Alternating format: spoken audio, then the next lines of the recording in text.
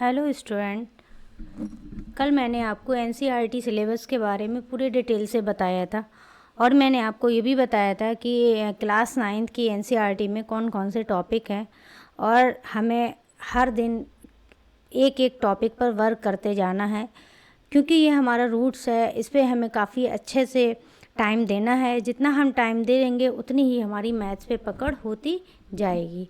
ठीक है, तो हमारा क्लास 9 का जो पहला चैप्टर था वो था नंबर सिस्टम, और नंबर सिस्टम के अंदर जितने भी टॉपिक्स आते हैं उसके बारे में मैंने आपको कल बता दिया था। ठीक है, तो आज हम स्टार्ट करते हैं कि नंबर सिस्टम क्या है। नंबर सिस्टम के बारे में भी ओरली मैंने आपको कुछ कुछ बताया था, लेकिन अगर कल किसी को रिटन में समझ में ना आया हो तो मैं आज स्लाइड्स में पूरा मटेरियल लाई हूँ। आप लोग इसके नोट्स बनाते रहना और कंटिन्यू इस पे वर्क करते रहना। जैसे जैसे मैं पढ़ाती जाऊँ वैसे वैसे आपके नोट्स तैयार हो जाने चाहिए। ठीक है, नंबर सिस्टम में हमने क्या क्या पढ़ा था कि नंबर सिस्टम होता क्या है। तो ah number system is a way to represent number on a line. एक लाइन के ऊपर हम अपने नंबर्स को कैसे रिप्रेजेंट करते हैं उन्हें हम नंबर सिस्टम कहते हैं।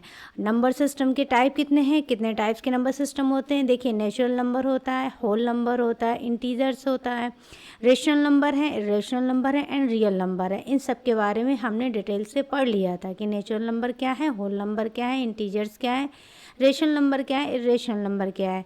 नेक्स्ट आता है हमारा नेचुरल नंबर। नेचुरल नंबर के बारे में हमने क्या पढ़ा था। When we counting number starting from one and goes to infinitely, तो these number are called natural number. This is the N stand for natural number, and here is 1 2 3 4 5. These are the subset and subset of natural number, and these are the element of natural number. So when start a number from 1 and goes to infinitely, these are called the natural number. Example 325 1000. Now question arise here, is 0 is a natural number? No, 0 is not a natural number because natural number starting from 1. Okay, next, what is whole number? Whole number are those number included 0. When we included 0 in the natural number, that number is called whole number. The W stand for whole, and 0 1 2 3 4 is a series of a whole number.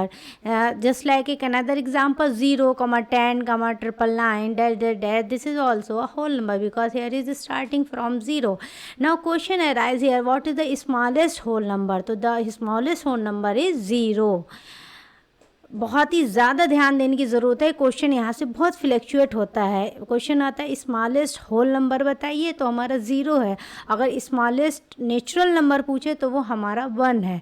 और natural number की series कहाँ से start होती है, 1 से start होती है ना। और नेक्स्ट हमने पढ़ा था integers and the collection integers in with the collection of positive and negative number are called integer. Example -5 0 8 and ऊपर जो सीरीज़ दी हुई है 1 2 3 की, तो पॉजिटिव भी है, नेगेटिव भी एंड होल नंबर भी है। तो collection of all these number is called integers. Question here arises, are all integers whole numbers? No, because integer also include negative number. We can not say that are all integers whole number. Whole number include 0 and plus natural number, but in where the series starting from integers, so in which negative number also include here. Okay, next is rational number.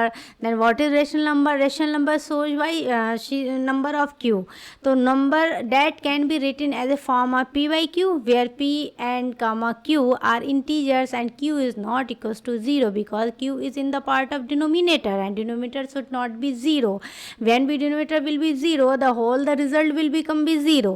Okay, तो rational number क्या है? वो rational number वो number है जो p upon q के form में लिखे हैं. Write an example 1/2 comma minus का 3/4 कामा 5 या 5/1. This is the rational number. Question arises here, 0.75 is a rational number.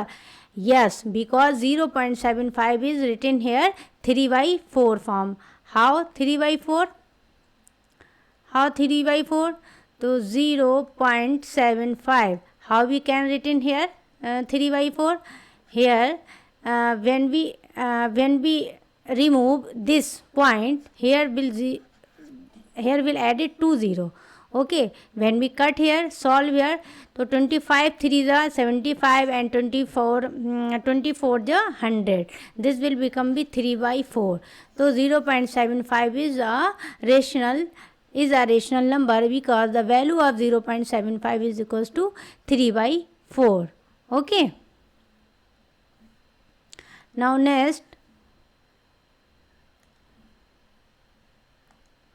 next moving irrational number, तो number that can be written as p by q form. Decimal expansion is non terminating and non repeating. अब ये non terminating और non repeating क्या है?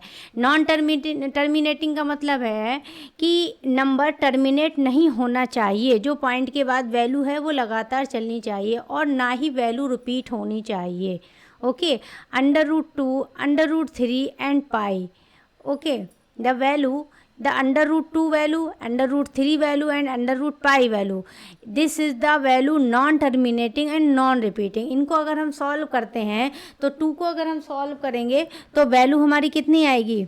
Non terminate होगी, मतलब कि चलती ही रहेगी लगातार, बिल्कुल भी रुकेगी नहीं और ना ही उसमें नंबर रिपीट होंगे. ऐसे ही √3 की वैल्यू आएगी, ऐसे ही पाई की वैल्यू. आगे हम सॉल्व करके बताएंगे कि किस तरीके से ये नॉन टर्मिनेटिंग और नॉन रिपीटिंग है.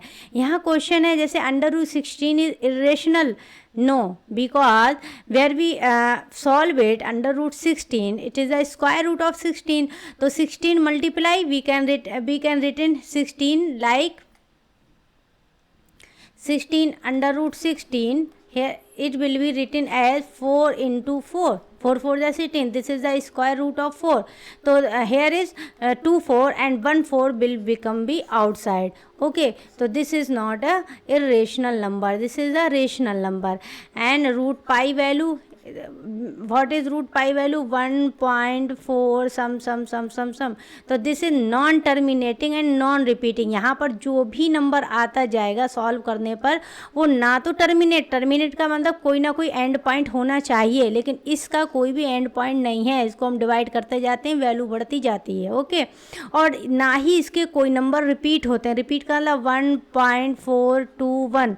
अब फिर से अगर आ जाए 1 2 4 तो नंबर रिपीट हो गए ना, ये नंबर रिपीट हो गए. तो नहीं, क्या होना चाहिए कि ये जो वैल्यू है रेशनल में तो वो ना ही टर्मिनेटिंग होनी चाहिए, नॉन टर्मिनेटिंग है एंड नॉन ही रिपीटिंग है. Okay,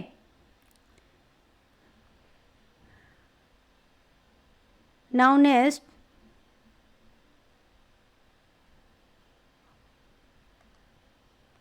real number. तो combination of rational and irrational number are called real number. Okay, 3/5 rational number है एंड √5 इरेशनल नंबर है. तो जब हम कॉम्बिनेशन करके लिखते हैं रेशनल नंबर का और इरेशनल नंबर का, तो this is called the real number. Okay, 9 decimal expansion of rational number terminating ends after a few digit. Okay, decimal expansion, जब रेशनल नंबर का हम एक्सपेंशन करते हैं, जब रेशनल नंबर का हम एक्सपेंशन करते हैं तो क्या होता है, फ्यू डिजिट्स के बाद में ये अपने आप ही टर्मिनेट हो जाती. जैसे 1/2. अब 1/2 को अगर हम 1/2, अब जैसे 1/2 को 1/2 से अगर हम 1 को डिवाइड करेंगे तो किससे जाए, 0.5 ही जाएगा ना. 2 1 जा 2, पॉइंट लगाया, 2 5 जा 10. तो ये क्या हो गया, नॉन टर्मिनेट हो गया, नॉन रिपीट हो गया, कि एक डिजिट के बाद में अपने आप ही ये non terminate and non repeating हो जाएंगे. ठीक है. And non terminating repeating decimal, जैसे 1/3. अब 1/3 को आप डिवाइड करिए. 1/3, अब 3 से अगर हम 1 को डिवाइड करेंगे तो पहले 0 लगाइए, फिर यहाँ पॉइंट लगाइए, फिर यहाँ 0, 10 हो गया. अब 3 से 10 को 3 3 जा 9, 10 में से 9 का 1 पॉइंट लगा है, 0 बढ़ गया. फिर 3 3 जा 9, 10 में से 9 का 1 पॉइंट लगा है, 0 बढ़ा है, फिर 3 3 जा 9. तो मतलब इसका कोई एंड पॉइंट नहीं है. यानी कि 1/3 को अगर हम सॉल्व कर रहे हैं तो 0.333 डैश डैश डैश डैश, ये हमारे कहलाते हैं non terminating and non repeating, जिनका कोई एंड पॉइंट ना मिले।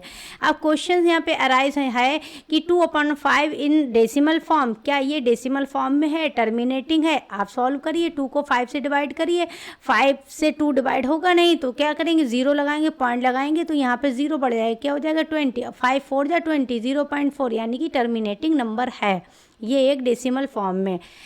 नेक्स्ट हमारा है decimal expansion of irrational number. अब जब इरेशनल नंबर का हम एक्सपेंशन करते हैं तो ये हमारे नॉन टर्मिनेटिंग होते हैं और नॉन रिपीटिंग होते हैं। जो रेशनल नंबर हैं वो टर्मिनेटिंग भी होते हैं और रिपीटिंग भी होते हैं, लेकिन इरेशनल नंबर नॉन टर्मिनेटिंग होते हैं और नॉन रिपीटिंग होते हैं। जैसे √2, अब √2 को अगर हम सॉल्व करेंगे तो 1.414235, कैसे सॉल्व करते हैं √2 को?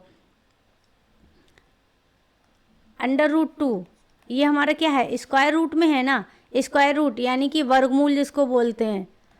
स्क्वायर रूट निकालने का फार्मूला क्या होता है, स्क्वायर रूट को सॉल्व करिए, जैसे 2 है, ओके, कैसे सॉल्व करेंगे इसको हम?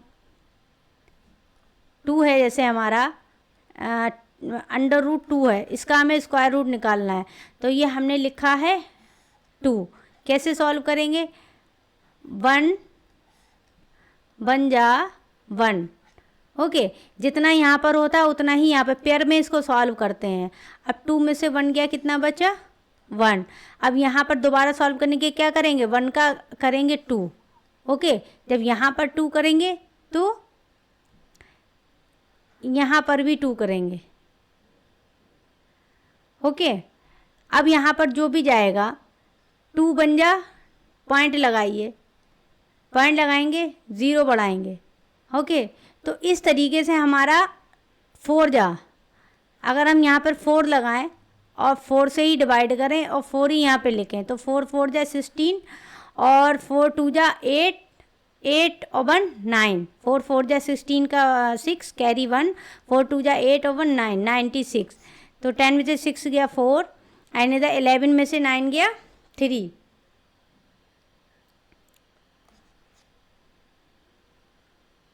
11 में से 9 गया बच्चे 2, ठीक है। अब यहाँ पर फिर पॉइंट लगाया, 0 लगाएंगे, फिर यहाँ पर इसका डबल होगा, 4 का डबल हो जाएगा यहाँ पे 8 और ये रहेगा 2, और फिर यहाँ पर जो वैल्यू आएगी वही यहाँ पर वैल्यू आएगी, वही यहाँ पर वैल्यू आएगी। तो इस हिसाब से जब हम √2 को सॉल्व करते हैं, स्क्वायर रूट निकाल, अगर किसी बच्चे को स्क्वायर रूट निकालना नहीं आता है तो हमें कमेंट करना, हम आपको डिटेल में बताएंगे कि स्क्वायर रूट कैसे निकलता है, कई सारी एग्जाम्पल लेकर के। तो 1.4 समथिंग समथिंग हमारी √2 की वैल्यू आ जाएगी इस तरीके से, ओके। ऐसे ही जब हम पाई को सॉल्व करते हैं तो पाई की हमने एज्यूमिंग वैल्यू 22/7 करी है ना, अब 7 से 22 को डिवाइड करते जाएंगे तो हमारे इरेशनल नंबर जो भी होते हैं √2, √पाई, √3, √5, अगर हम इनका एक्सपेंशन करते हैं तो ये हमारा एक्सपेंशन नॉन टर्मिनेटिंग और नॉन रिपीटिंग होता है। क्वेश्चन है हमारे पास, identify which is irrational, identify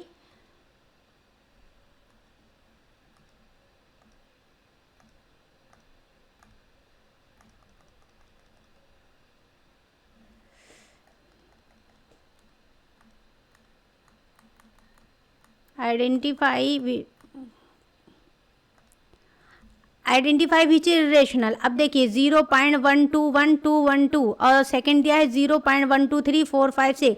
अब आप देखिए हमने क्या बताया था कि इरेशनल नंबर वही नंबर होंगे जो नॉन टर्मिनेट होंगे, नॉन रिपीट होंगे। अब ऊपर ए वाले में क्या दिया है, टर्मिनेटिंग, नॉन टर्मिनेट तो है बट नंबर रिपीटिंग है, और सेकंड वाले में क्या है, नॉन टर्मिनेट है और नॉन ही नंबर रिपीटिंग है, तो हमारा आंसर क्या हो जाएगा, सेकंड वाला।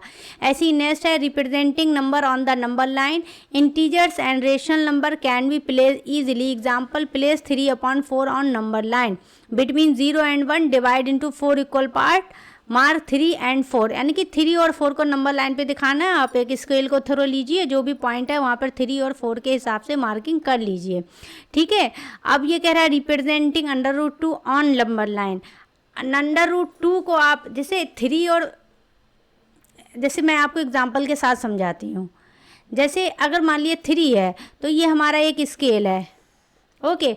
स्केल में वैल्यू कैसी होती है, 0 1 2 3 4 5 एंड इस तरीके से जाते हैं ना।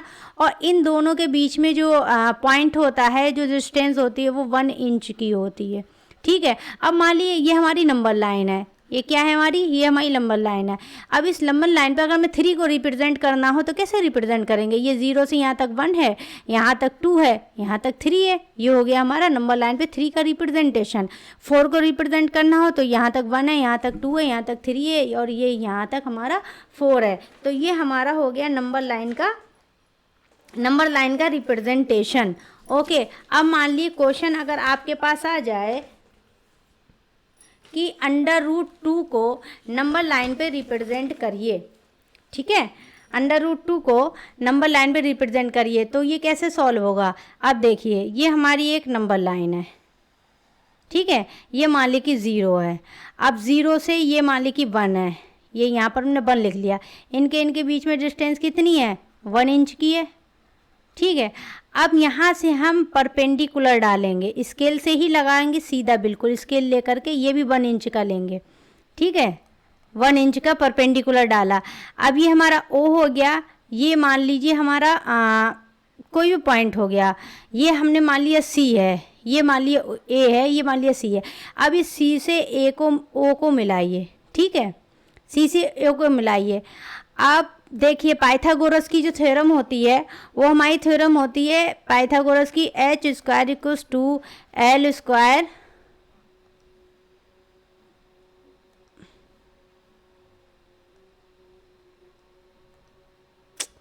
सॉरी, ये हमारा नंबर लाइन है। ओके, और ये हमारा 0 है, यहाँ से 1 है और ये डिस्टेंस भी 1 इंच की है। अब यहाँ से हम परपेंडिकुलर डालेंगे, वो भी 1 इंच का ही डालेंगे, ये भी 1 इंच का हो गया। ठीक है, ये पॉइंट हमने C ले लिया और C से O को हमने मिला दिया। ठीक है, ये भी डिस्टेंस 1 है, ये भी डिस्टेंस 1 है। अब देखिए, जो पाइथागोरस की थ्योरम होती है वो हमारी होती है h² = b² प्लस का p²। p stand for perpendicular, ये हमारा होता है परपेंडिकुलर। ये हमारा होता है b²। ये हमारा होता है h,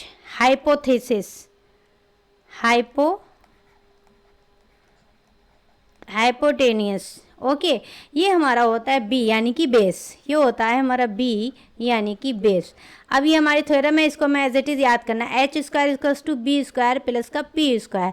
अब h² = b² की वैल्यू, b कितना माना था हमने 1, तो 1 का स्क्वायर हो गया, प्लस परपेंडिकुलर भी हमने कितना डाला था 1, तो ये भी हमारा 1 का स्क्वायर हो गया। तो 1 और 1 मिलके क्या हो गया 2, तो h² = 2, तो h हो जाएगा √2।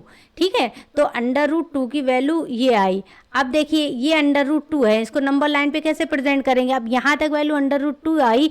कंपास और आर की अगर हम हेल्प से अगर हम इसको कर्व में ऐसे करके घुमाएंगे तो ये इस टाइप से हमारा कर्व बन जाएगा। ये वैल्यू हमने मान लिया, ये पॉइंट हमारा D आया। अब नंबर लाइन पे √ को प्रेजेंट करने के लिए जो OC की डिस्टेंस है तो वो OC = हो जाएगा OD के, क्योंकि जितना हमने देखा है कि ये आर्क बना है वही हम मान के चलते हैं कि ये आर्क बना है। तो इसकी वैल्यू अगर √2 है तो OD की वैल्यू √2 होगी, तो OC = OD हो जाएगा। यानी कि same arc radius always equal. ठीक है, समझ गए ना कि √2 को हम कैसे रिप्रेजेंट करते हैं। ऐसे ही आपको √3 को रिप्रेजेंट करना है, ऐसे ही आपको √5 को रिप्रेजेंट करना है। यानी कि जो भी आपके पास इरेशनल नंबर आ जाए उसको आप पाइथागोरस की थ्योरम लगा करके और नंबर लाइन को ड्रा करके आप क्या करेंगे, उसको सॉल्व करेंगे। देखिए, √2 को करा है नंबर लाइन पे, तो क्या किया, draw line, take OA = 1 unit, फिर ड्रा करी AB लाइन, उसको भी 1 माना, यानी कि परपेंडिकुलर डाला, फिर पाइथागोरस की थ्योरम लगा करके उसको सॉल्व किया और वैल्यू आ गई √2। ऐसे ही आपको √3 को ऐसे ही रिप्रेजेंट करके हमें दिखाना है और कमेंट बॉक्स में इसका आंसर देना है कैसे आपने सॉल्व किया है। ओके, अब आगे आ जाते हैं हमारे ऑपरेशंस। इन ऑपरेशंस पे हम बात करेंगे कल। तो अभी तक हमने जो भी आपको पढ़ाया है उसको आप लोग अच्छे से रिवाइज़ करना, उसके नोट्स बनाना, और जब उसके नोट्स बन जाएं तो फिर आप जो है कमेंट बॉक्स में जो भी मैंने आप लोग को लिखाया है उसका हमें आंसर देना। Okay, thank you.